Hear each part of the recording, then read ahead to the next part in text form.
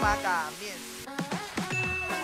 Nakasama na rin ngayong Thursday morning ang nag-iisang chick girl ng R&G, Miss Rachel Acaro. Mayat niya.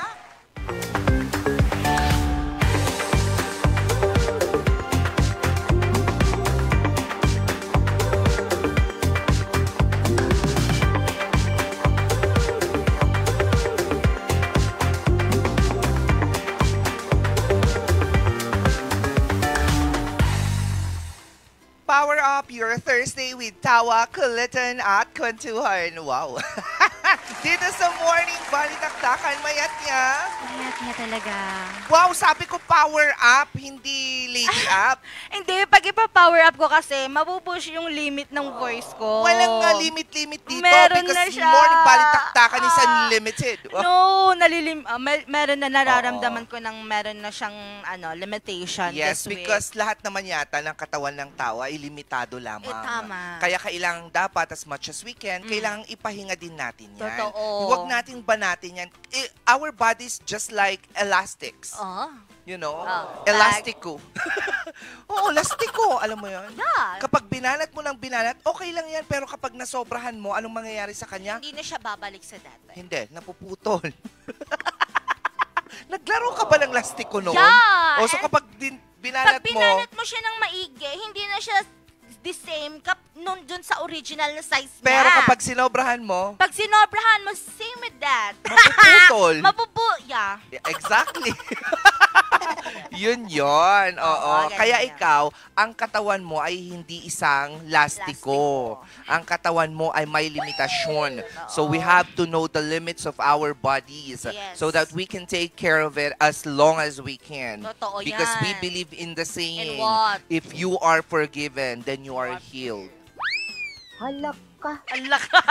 Oo, nakakatakot nga. Kasi sabi ko, hala, sana umabot to hanggang Sabado. Kaya mo Oo. yan. You just need to power up by what? By taking in what? medicine. Yeah. By taking in vitamins. You have to eat the right food. I do. What are the right food? Basta wala sa left, yun yung right food. Papagod na ako. Papagod na ako. Diba? Sabi nga Oo. nila, eat the right food. Kapag nasa harapan ka ng mesa, lahat ng mga nasa kanan niya ng tamang pagkain. Oo. Yung mga nasa kaliwa, huwag kakainin. Meron bang ganun? Oo, tignan mo yung kalahati ng pinggan mo. Ah. May kanan, may kaliwa. Oh, lahat ng nasa kanan, those are the right food that you need to eat. Get it. Yeah, Get it. because we believe in the saying What? na ang kalahati ng pinggan ay Ay. hindi buo.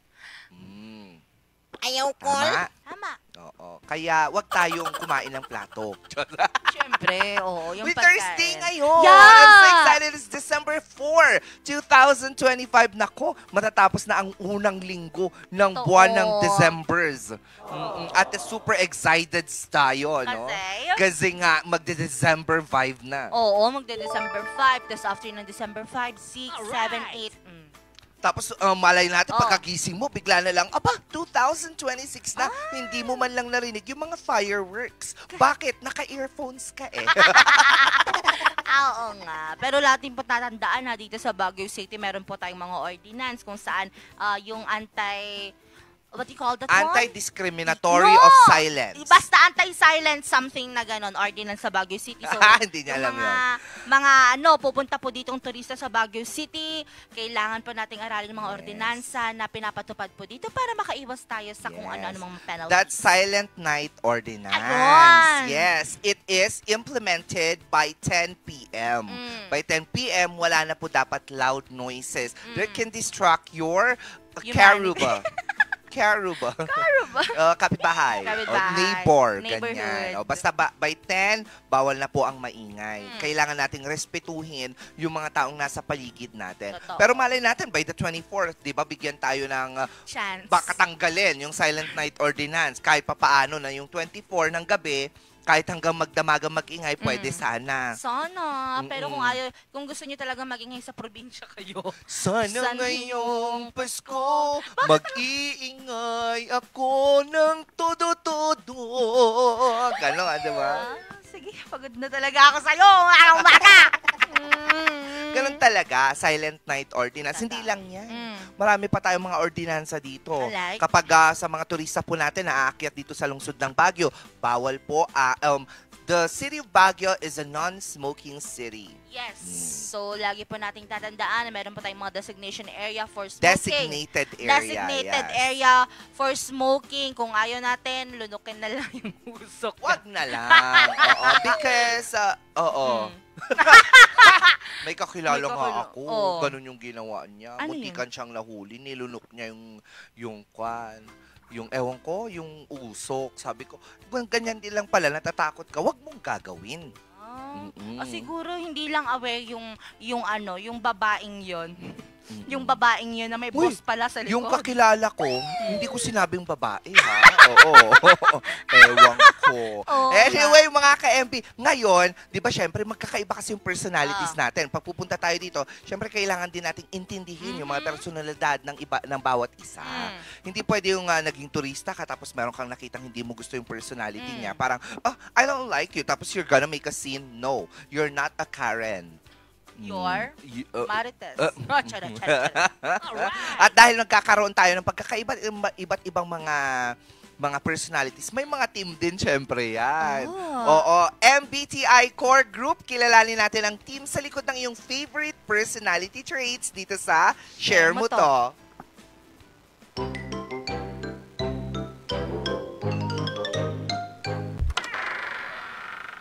Ever wondered bakit yung isa tahimik, yung isa todo kwento, yung isa checklist agad, tapos yung isa biglang tara, let's wing it na lang? Hindi lang yan dahil sa mood, bes. Minsan, personality type talaga. And that's where MBTI comes in. So, ang ibig sabihin ng MBTI mga kaibigan ay Myers-Briggs Type Indicator. Personality test tool to na nag-group sa mga tao sa 16 personality types. Pero, para mas madaling tandaan, may 4 core groups na ginagamit dito. Ito ay ang mga analysts, diplomats, sentinels, at syempre, ang mga explorers. Lahat sila may kanya-kanyang trip. At syempre, kanya-kanyang ambag. Si analyst yung utak ng tropa. Mahilig sa logic, strategy, at madalas tanong ng tanong, pero bakit? Or but why? Sila yung planners, debaters, at problem solvers. Yes, overthinkers man sila minsan, pero if aaminin natin, useful naman yung pagka-overthink nila. Pangalawa, syempre, yung mga diplomats, yung puso ng grupo. Sila yung empathetic, idealistic, at may meaning dapat behind everything na energy. Sila yung madalas mag-send ng comforting message sa GC, pag kailangan ng pep talk, sila yung kakampi mo. Ikatlo, syempre, sentinels, ang backbone ng barkada. Sila yung responsible, practical, at reliable. Sila yung magpapadala ng reminders kahit hindi naman sila yung leader. Kung gusto mo ng peace of mind, sila ang sandalan. At last but not the least, syempre, ang mga explorers, ang wild card. Sila yung spontaneous, energetic, at creative. Sila yung may biglang idea lang pero sa totoo lang, kahit biglaan, ang ganda. They bring life, fun, and sometimes chaos in a good way. So kahit iba-iba tayo ng MBTI core group, may ambag tayong lahat. The world needs thinkers, feelers, doers, and dreamers. Mas kilala mo sarili mo. Mas kilala mo rin sila. At kapag mas kilala nyo ang isa't isa, mas buong samahan. Ikaw na nanonood, anong MBTI core group mo? Di ba nakakatuwa naman? Ako marami akong kilalang feelers. Yung feeling nila, GGSS sila, yung gano'n. Ay, yun ba yung feelers? Ay, mali pala. Yun pala yung emosyonal. Yes. Akala ko feelers na yun. Ang feelers mo. Diba? Parang, minsan ako ganun, feelers. Feelers ko, ang ganda-ganda ko. Mukha naman akong bagong gising kahit naka-makeup. Yung mga ganong factor. Ikaw, ano ka doon? Yung pangalawa. Feelers. Hindi! Pangatlo yun. Pangatlo yung yung explorer. Hindi. Pang-apat yun. Pang-apat. Oo, yung pangatlo sa'yo. Oo, pangatlo. Oo, nakalimutan natin. Kaya, nakakalimutan ang mga pangatlong team. Magkakaiba talaga, no? Sa isang grupo or sa isang magbabarkadahan, wala yung pareho sila. Wala. Meron yung, kunwari sa tatlo, merong dalawa, isang Oo. nawawala. Meron Yeah. naman yung isa ganon. Totoo, no? Mm-mm. Ay, nakakatuwa yung mga ganitong mga barkadahan kasi nga, kahit papaano, nabubuo pa rin yung pagkakaibigan kahit pagkakaiba yung personalidad. At tapos nagkakaintindihan sila. Oo, para silang nasa isang salad bowl. Oo. Magkakaiba man ang ingredients, pero when you Pag mix them na-combine, together and you eat them, Mm. it tastes good. Yeah. That's what you call the power of flavor. Alam ko the power mixing. Pero nakakatuwa. Ikaw ba? Sa mga magkakaibigan sa inyo, ikaw ba yung mahirap i-deal? Ikaw ba yung Ako, nagiging leader? minsan nag-lead. Oo. Minsan nag-lead talaga. Minsan, Minsan, mahirap din i-deal. Oo. Pero- PI ka. Hindi, pero ako talaga yung usually nag-lead sa amin, dun sa dalawang oo. circle of friends ko. Ako naman ay ako naman yung tipong ako yung I wanna think that I am trying to be the glue of the group. Oo, na However, as much as I want, parang wag tayong maghiwa-hiwalay hanggang pagtanda natin. Kasi masyado akong sentimental. oo. Oo, yung ayoko na yung naumpisahan natin, bigla na lang siyang mawawala. Totoo yan. Parang gusto ko kahit papaano active pa rin yung GC, active pa rin yung grupo ninyo. Totoo. Oo, you ask them, let's get together. Ganon. Ako nga kapag kunwari iniisip kong tumatanda kami, syempre magkakaroon na kami ng someday ng sari-sariling family and everything, naiiyak ako. Diba? Kasi gusto ko sa akin lang sila. Pwede ba yun? Ganon talaga. Ako nga din, meron akong gusto pero ayaw sa akin. Uy, Brian Uso, nanonood ngayon taga Labrador. Oo. Yan, gusto ko sanang i-stick yung relationship daw. Kaso masyado siyang busy. Sino na naman siya? Nanonood siya ngayon. Hi! Bago na naman. Hindi ako informed. Hindi, matagal na to. Oh, matagal na. Matagal ko na tong kilala si Brian Uso yan sa may Labrador. Thank you very much for watching. Hello po, kung sino Iba ka din man. tong personality nitong Ano taong bang personality to. niya? Ha? Ano po? Lovable. Lovable. Yes. Admirable. To- Admirable. Admirable. Oo, ganun. Ikaw ba? Ano bang personality mo? Ha? Miss Minchin. Kung kilala niyo si Miss Minchin, Siya yun. minsan ganun ako. Madalas. Oo, madalas. Madalas ganun ka. Uy, naalala ko na naman talaga yung kabataan ko lang dahil dyan sa Miss Minchin at saka dyan sa, yung mga princess kasi na ganyan. No? Si Princess Sarah, yung mga ganung factor. And speaking of, naaalala, pahabain pa natin ang ating memory. Ano ang kwentong dala ng ating core memory of the day?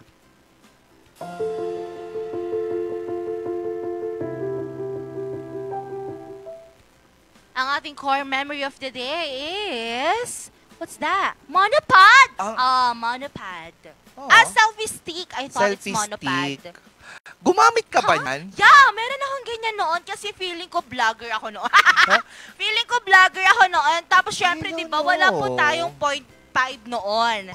0.6 na ngayon. 0.6 na ngayon, whatever, kung anong point man yan. So, yun Meron yung... ba kayo nun sa Mansanas? 0.6? Wala kayo? Wala nang ganun sa Syempre, Mansanas. Wala. At saka yung noon talaga, mahirap talaga na lahat kayo na kasya sa isang frame. So, you need na magkaroon ng selfie stick. Tapos, may kakilala nga ako hanggang ngayon gumagamit pa rin ng selfie stick. Meron na siyang 0.6. Ay, yung kaibigan ko, si Ate Maan David. Paglalabas yan kapag merong mga ineme. Ilalabas talaga niya yung kanyang monopod. Monopod. Selfie stick. Tapos ilalabas niya. Tapos tawa ako ng tawa sa kanya. So, what's the difference between selfie stick and monopod? Yung monopod, mag-isa lang niya kasi mono. And the selfie Pag stick? dalawa, diopod. Pag tatlo, tripod. Di mo, yan, ang tawag dyan, tripod. I know that. However, may difference ba ang monopod at selfie stick? Di ba same din naman? Meron ngayon na ang monopod pwede maging selfie stick. Yung selfie stick kasi dati, hinahawakan mo lang siya, tapos it extends, pero hindi siya nakakatayo. Ang monopod kasi, you use it as a stand for your phone. And one lang siya. Isa lang siyang ganon, di ba? Nagkaroon ka ba ng mga ganyang gamit? No, ako meron lang akong Yan, like yan that. ang monopod. Pero may mga monopod kasi ngayon na yung may tayuan na siya, pero iisa lang na ganon. Get it? Okay, now Pero I hindi ko know. masyadong ginagamit ang selfie stick if I'm not mistaken. Bakit? Hindi ko alam. Anong year ba yan? I think ano yan, nasa Recently elementary. lang naman Hindi, yan. elementary na ako nun eh. Totoo Grade ba? 6. to high school. Hindi ko Early high maalala talaga kung kailan naging uso yung selfie stick na yan. Baka nung graduation, nakagraduate na ako ng elementary, graduate ka na ng college. Tapos alam niyo yung mga ganyan talaga ng mga selfie stick. Minsan diba? na napapagalitan ka dyan eh. Kasi syempre kapag iniikot mo yung sarili mong ganyan, may natatamaan ka ng ulo. Oo, kaya ang ginagawa talaga, ay! Naalala ko na, may mga contents dati na kunwari pa drone shot siya. Ang ginagamit nila yung mga kawayan. Tapos iniipit nila yung cellphone dun sa dulo. Hindi lang kawayan kasi sa amin, ginamit din namin ng dustpan. Oo, nakita ko din yan. Dustpan, tapos yung bamboo, ano tawag mo doon? Yung walis tambo. Walis chambu, yeah. Anong English ng walis chambu? Bamboo. Broomstick. Broomstick. Stick broom. Stick broom. Wow. Same. Oo. Same? Same lang naman yun. Walis ting-ting na nga lang. Hindi, pero iba, maganda yan. Totoo talaga. Hanggang ngayon, marami pa rin nakikitang gumagamit niyan. May isa lang talaga. Si Ate Maan lang talaga. Hindi, marami pang iba. Promise talaga, siya lang kilala kong hanggang ngayon, isa sa mga laman ng bag niya talaga, selfie stick. Oy, maganda kasi yan pag mahilig ka mag-travel tapos mag-capture ng something. Oo. Pag napanood to ni Ate Maan, tatawa na naman yan siya. Oo. So, hello po, Ate Maan. Itatag ko siya dito. Diba? Nako, ang saya-saya nga naman talagang balikan ng nakaraan. Dahil alam pa rin naman natin na ang nakaraan may kinalaman sa ating hinaharap. Totoo. Feeling ko pag walang selfie stick, wala tayo ngayong tripod. At kung walang selfie stick, hindi maimbento yung 0.6. Ay, totoo. Oo, hindi, nahihirapan sila. Ganon, kaya 0.6 na lang natin. Meron na bang 0.7 ngayon? Wala pa. 0.6 pa rin. 0.6 lang. Hanggang 0.6 lang. Pero kayong mga mansanas, wala kayo nun. Wala. Parang feeling ko hindi kayo aabot sa ganun eh. Oo, hindi natin alam. Sa amin kasi ng mga taga-Korea. Oo, alam mo kung saan galing ang mga Android na ganyan. Baka magpo-0.10 kami soon. Malay natin, mag-0.10 kayo, tapos kami nasa 0.5. Pero iba pa rin yung ano. Yung selfie stick. Okay. Bahala kayo dyan. Naalala ko tuloy yung mga maliliit na cellphone dati na black and white, yung pixelated pa yung picture dati. Isang liit-liit ng screen. Marami. Meron yun? Ay, hindi mo pala na... sabi nila, nakwento nila sa akin. Nakwento nila sa akin. Very big. Ha? Hay nako mga ka-MB, yan pa lang ang unang pag-power up natin ngayong araw ng Thursday dito sa Morning Balitaktakan. Maya-maya naman ang mga balitang nakalap ng RNG News. Kung saan po nirereklamo po ang isang barangay dito sa Baguio City dahil sa matagal na paggawa po ng isang kalsada dyan. At hindi lang yan. Oo. At hindi lang po yan dahil araw-araw po, ayon po sa DOH, 61 ang nadadagdag o nagpupositibo dito sa sakit na HIV. So, para matugunan dito yan sa Baguio City, isang clinic po ang binuksan para magkaroon po tayo ng libreng access po at saka testing dito sa lungsod. Hindi lang po yan. Hindi lang din po yan. Dahil hindi lang naman po mga bad news ang meron tayo, hindi may mga good news din tayo. Yes, dahil naman po, hindi naman siya typical na good news naman dahil isang ina po ngayon ang lumalaban sa sakit na cancer at kumakatok sa ating mga busilak na puso para matulungan natin sila. Good news para sa kanila. Good news para sa kanila. Tama. I like that. Yeah. At syempre, maya-maya naman, maglalaro ulit tayo dahil last time, nalalo ako, right? No, nagtay tayo last time sa ating scoreboard. Ngayon naman, malalaman na natin kung sino ang magbe-break ng tie na yon. At alam kong ako yon. No. I am manifesting. No. Paano pala yon? Pag dalawa kayo nagmamanifest sa isang bagay, sino magpapaboran? Yung paborito ng Panginoon? Ako? Sasabihin ko sana. At syempre, isang kanta ang sigurado kong sasabayan ninyo dahil naglalagablab ang ating Pasko. Totoo, kagaya ng damit ko. Lahat ng yan sa magbabalik ng Morning Balitaktakan.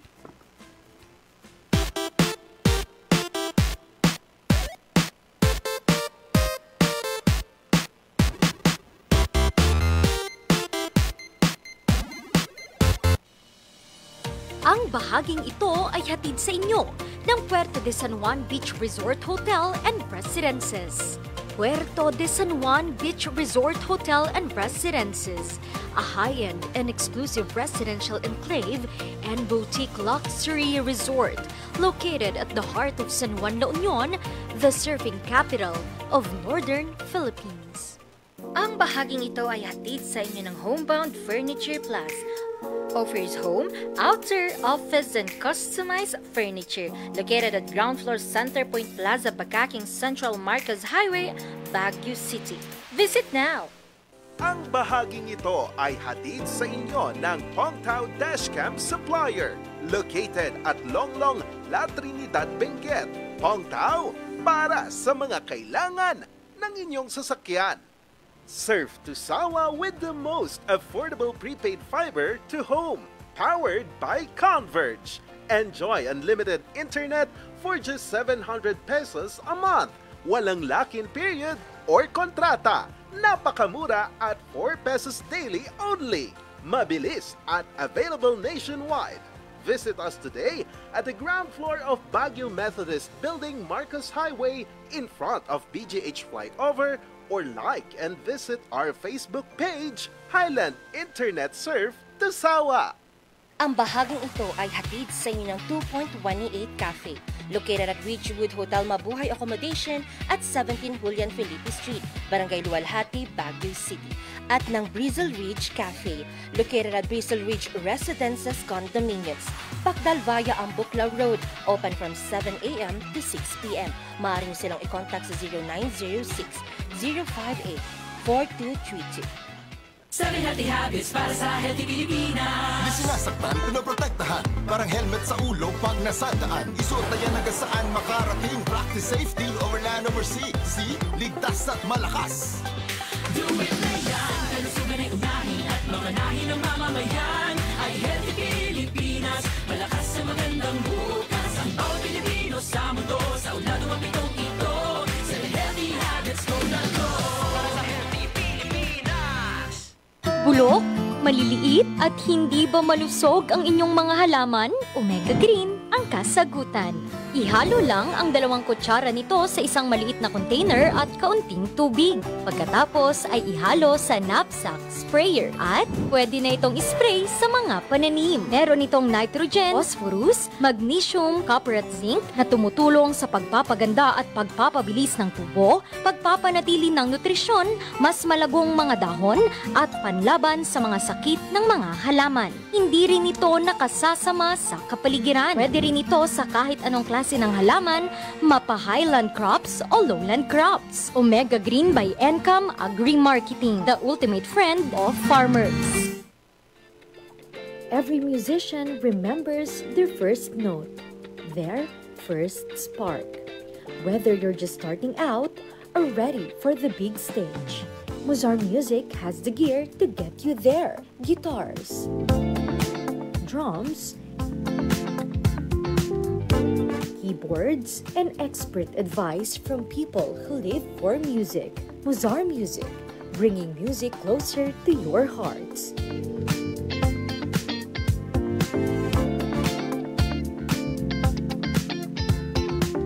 Muzar Music since 1976.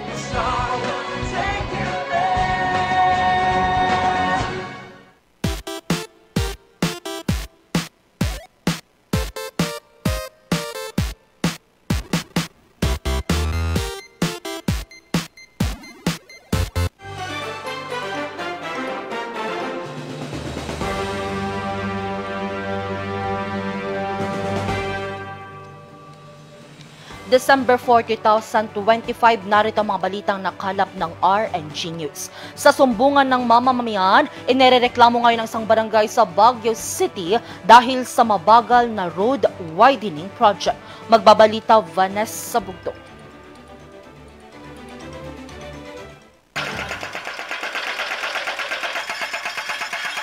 Agosto ngayong taon nang bakbakin ng kalsadang ito sa Barangay Hillside sa Baguio City. Ito'y para bigyang daan ang proyektong road widening sa lugar.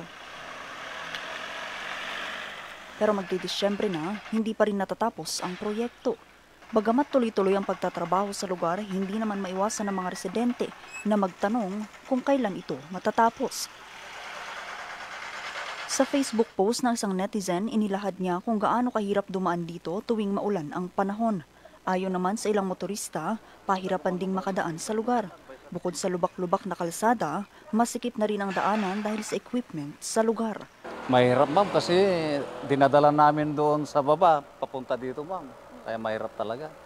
Isa-isa yung basura, sir? Opo ma'am. Binubuhat yung mga kasama natin na volunteer, kaya nahirapan po sila ma'am.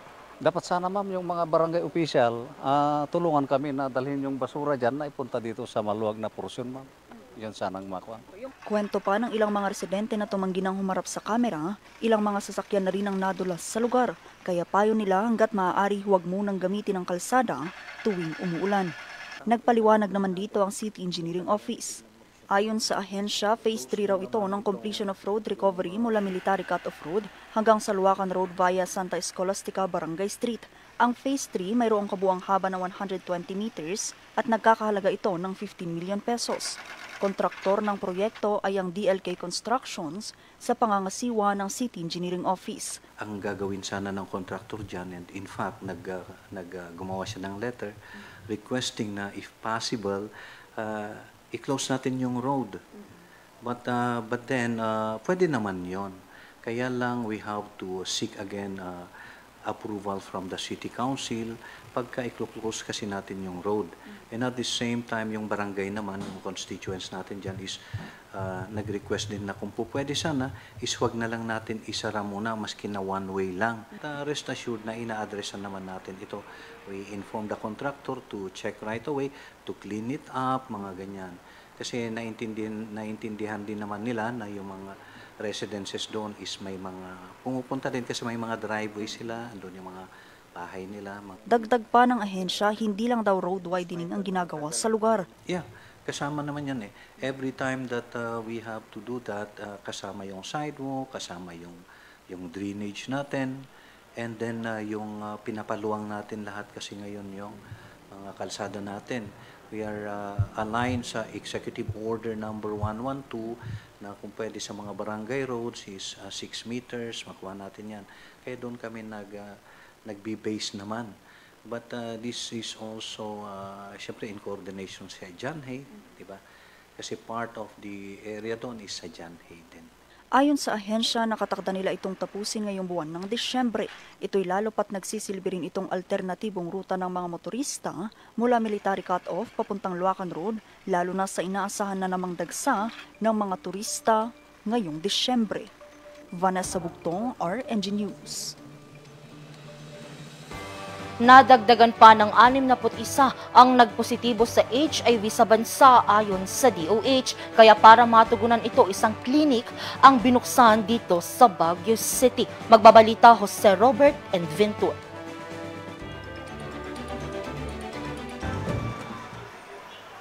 Dahil sa iba't ibang content at mga impormasyon online, mas naging bukas sa usaping Human Immunodeficiency Virus o HIV ang security guard na si Julius.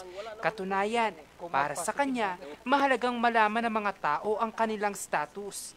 Ngayong may anak na siya, nais niyang buksan ang isipan nito sa usapin sa pamamagitan ng kanyang pagpapatesting. Mas maganda nga huwag kang matakot. Mas magandang kunin mo yung context at kahit wala kang, sabi mo na wala kang doubt sa sarili mo, pero importante magpatingin ka pa rin. Hindi ako nagdadalawang isip na magpa-check. Kasi para malalaman mo, at least aware ka kung anong tama mong gawin. Prevention is better yon. Seryoso at bukas din siya sa usaping ito, lalo pat ayon sa DOH, pabata na ng pabata ang nagkakaroon nito. Mas maganda kung magkaroon ng knowledge talaga yung bawat isa. So dapat yan, nag-umpisa sa bahay, pinapaliwanag ng parents yan. Mula noong Hulyo hanggang Setyembre, 61 kaso ang naitatala ng Department of Health na bagong kaso ng HIV sa bansa araw-araw. Katumbas ito ng higit sa 5,500 mga kaso. Ibig sabihin, 7 mula sa 10 individual na may edad 15 hanggang 34 anyos ang nagpo-positibo at 3 mula sa 10 naman sa mga may edad 15 hanggang 24. Malaking banta raw sa pagtaas ng kaso ang pagkalat ng maling impormasyon. Maaring maling information yung nakukuha nila or it can be something na hindi nila ma-absorb pa because they are still kids. So, yun po yung mga kadalasan ng mga main reason bakit tumataas po yung kaso sa mga kabataan. Bukod pa po doon yung access nila sa testing. Kaya naman, importante raw na mapaigting pa ang HIV testing. Ito'y lalo pat wala itong pinipiling kasarian o edad. Sa pamamagitan daw ng testing, agad na malalaman ang status at kung magpositibo man, maaagapan ang sakit sa pamamagitan ng epektibo at libreng antiretroviral therapy o ARV. Sa ganitong paraan, mas maliit ang tsansang lumala ang kondisyon ng persons living with HIV at hindi na humantong sa advanced stage ang sakit. Ayon sa DOH, mula sa higit 79,000 naka-enroll sa gamutan, higit 55,000 sa mga ito ang nasa undetectable status na. Ibig sabihin, hindi na sila makakahawa. Kapag ganun po, bababa na yung viral load o yung virus sa katawan ng tao, hindi niya na maipapasa. Ganun siya kababa. And also, syempre, ma-improve na yung immune system niya, hindi siya makakuha ng opportunistic infection, kagaya ng pneumonia, tuberculosis. Ito po yung kadalasan na sanhi ng pagkamatay ng isang person living with HIV. Also, this improves their quality of life. And yun yung goal talaga ng medication. Sa Baguio City, binuksan kamakailan ang nurturing awareness, mobilizing networks, advocating to mitigate the impact of AIDS Clinic o Namnama Clinic. Dito, alok ang HIV counseling, testing at iba pang mga serbisyo. Hangad ditong mas mapaigting pa ang laban ng lungsod kontra HIV. The DOH is augmenting our services here in the city of Baguio para po, isa po ito para makita po natin ang ating mga sexually active individuals being tested, and if they need to take if they become positive, they need to take the treatment, then maagapan pong mabigyan po sila ng immediate treatment. Sa buong Cordillera kasi, nasa higit 1,200 na ang nagpositibo sa HIV simula taong 1984. Sa bilang na ito, 731 ang mula sa Baguio City. We are hoping that we will be able to give them the treatment kasi ang ating goal is for them to put down their viral load. Ito yung viral suppression na sinasabi. Pag binaba po natin ng viral load, less than 50, ibig pong sabihin, okay, na undetectable na po sila and untransmittable. Ibig sabihin po, they may not be transmitting the virus to their partners already. Ang maganda nito, yung mga babae na partners nila o mga babae, pwede nang magbuntis para naman magkaroon rin sila ng normal na life. Bukas ang klinika mula alas 5 ng hapon hanggang alas 10 ng gabi. Mahalaga ang pagkakaroon ng mga pasilidad gaya na lamang ng Namnama na tutugon sa pangangailangan sa testing, pagkakaroon ng tamang impormasyon at access sa gamutan. Dahil ang laban sa HIV at AIDS ay hindi lamang laban ng iisang individual, kundi laban ng buong komunidad para sa isang bansang malusog at ligtas. Jose Robert Inventor, RNG News. Wala nang ibang hiling pang isang ina mula La Trinidad kundi gumaling ang kanyang anak na lumalaban ngayon sa sakit na breast cancer. Narito ang kwento. Bakit siya pa? Sabi ko nga minsan, bakit hindi na lang ako mas matanda na ako? Sabi ko pa.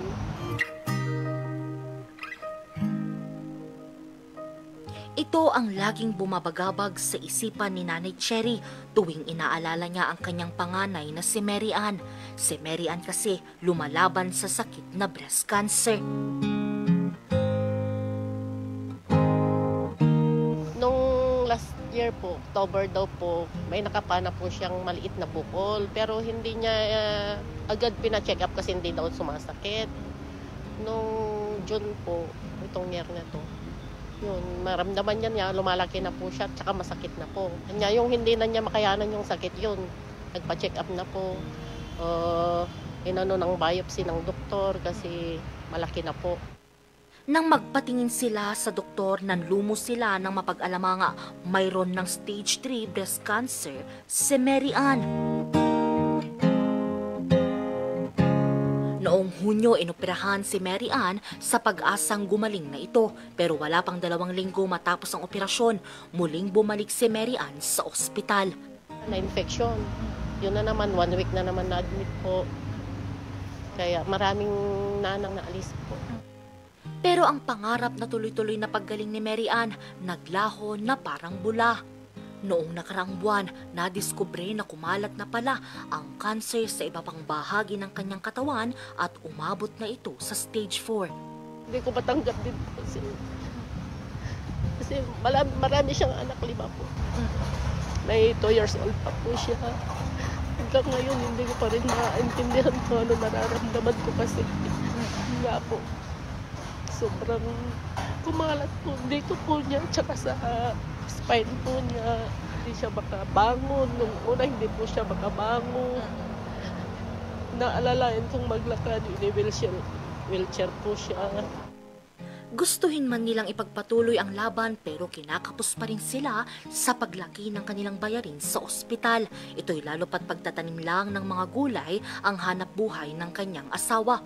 Bukod dito, inaalala pa nila ang pag-aaral ng kanilang 4 na anak. Hindi rin makabantay yung asawa niya kasi kailangan niyang magtrabaho kasi 4 yung nag-aaral, 1 yung nagpagagatas. Kumakapit po ako sa Diyos. Sa Panginoon lang, dinudulog lahat.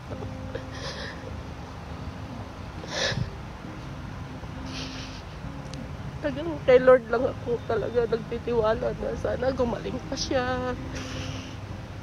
Makayanan namin lahat ng mga pagsubok na ito. Para maibsan ang problemang pinansyal ng pamilya, gumawa ng isang sulat ang dating PTA President ng Balili Elementary School na si Police Master Sergeant Ramil para makahingi ng tulong sa gamutan ni Mary Ann. Dati siyang officer din ng PTA sa Balili, Elementary School, Balili, Trinidad, Benguet. Tapos ang problema yan pala, may cancer pala regarding diyan sa cancer ng breast niya. Yung problema, paano sila makakagalaw pati si mister niya mahirap naman magtrabaho, nagbabantay tapos kung saan nakikikuan ng mga kung ano-anong trabaho. Nakikiramdam din ako sa nararamdaman nila kasi noon na walang-wala rin ako, parang ganyan din yung nararamdaman ko na parang pasan mo ang buong mundo. Sa ngayon, 3 linggo nang nakakonfine si Mary Ann sa Baguio General Hospital at bukas December 4, sasalang na si Mary Ann sa kanyang radiotherapy. Magpakatatag siya, panalig siya sa Panginoon. Sana lagi rin siya nagkatabi nga niya yung Biblia po. Lagi din siyang tabanan niya para sa mga anak niya. So, gumaling pa siya. Sa mga may nais naman magpaabot ng tulong kay Mary Ann, maaari nyo silang i-contact sa number na ito.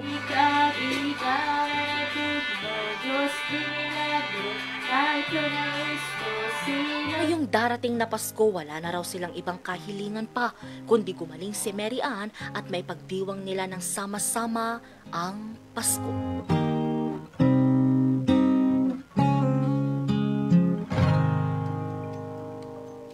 Angel Arquero, RNG News. At yan ang mga balitang nakalap ng RNG News. Abangan naman mamayang alas 5:45 ang maiinit at nagbabagang mga balitang hatid ng Luzon Headlines. Muli ako si Angel Arquero para sa Morning Balitaan. Magbabalik ang Morning Balitaktakan. Magandang umaga sa ating lahat.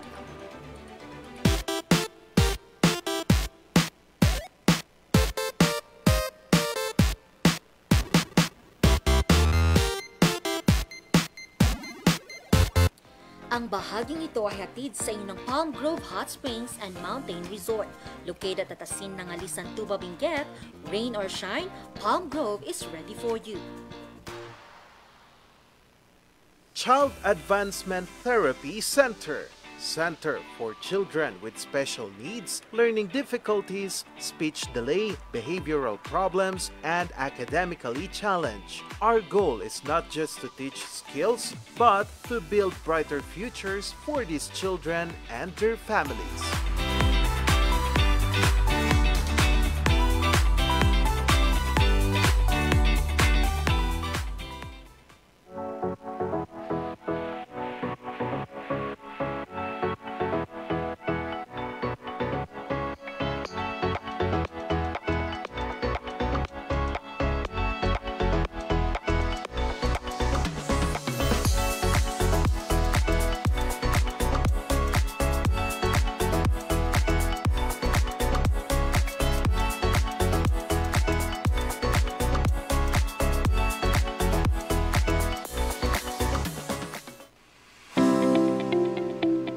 This program is brought to you by Elegant Suites at West Burnham Place, Baguio City. Your cozy home away from home. Enjoy a spacious living area with modern style, large windows with stunning city views, and beautifully designed bedrooms that offers the perfect comfort and relaxation after a day of exploring Baguio City.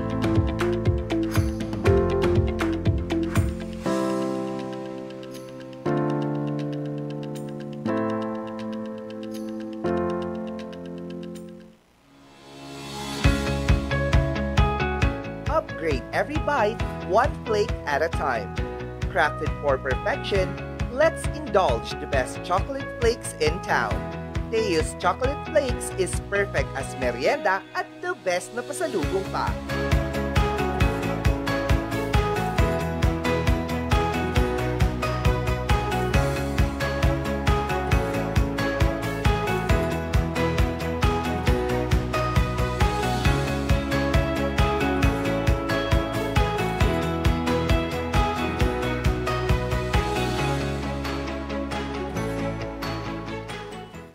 Healthy habits para sa healthy Pilipinas. Bawal na usok sa atin, baka ako hikain, di nakakagala ang bisyo. Hi, how can I help you? Dito na tayo sa kakaibang hi! GV sa Bishop Free Lifestyle! Duwin na yan, kalusugan ay unahin at mga nahin ng mamamayan ay healthy Pilipinas, malakas sa magandang bukas. Ang bawat Pilipino sa mundo, sa ulado mapitong ito, sa healthy habits ko na to. Para sa healthy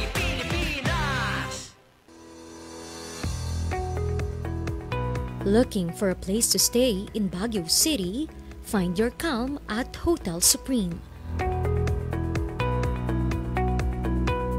A good dip at their pool.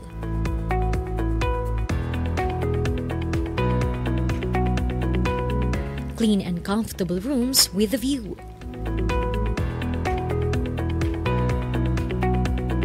Accommodating staff.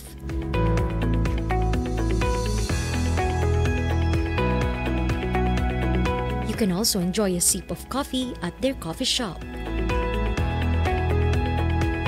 Good food for a good mood at their restaurants. Spacious halls for events, and many more. A perfect balance of business and relaxation, all at Hotel Supreme.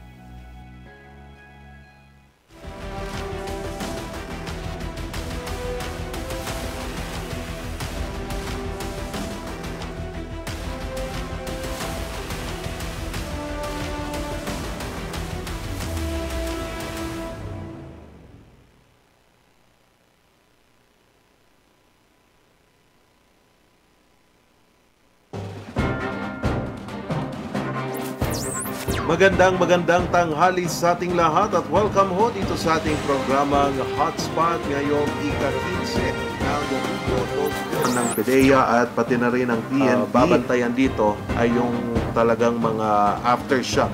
Charles Nicolimon, magandang tanghali po sa ating lahat.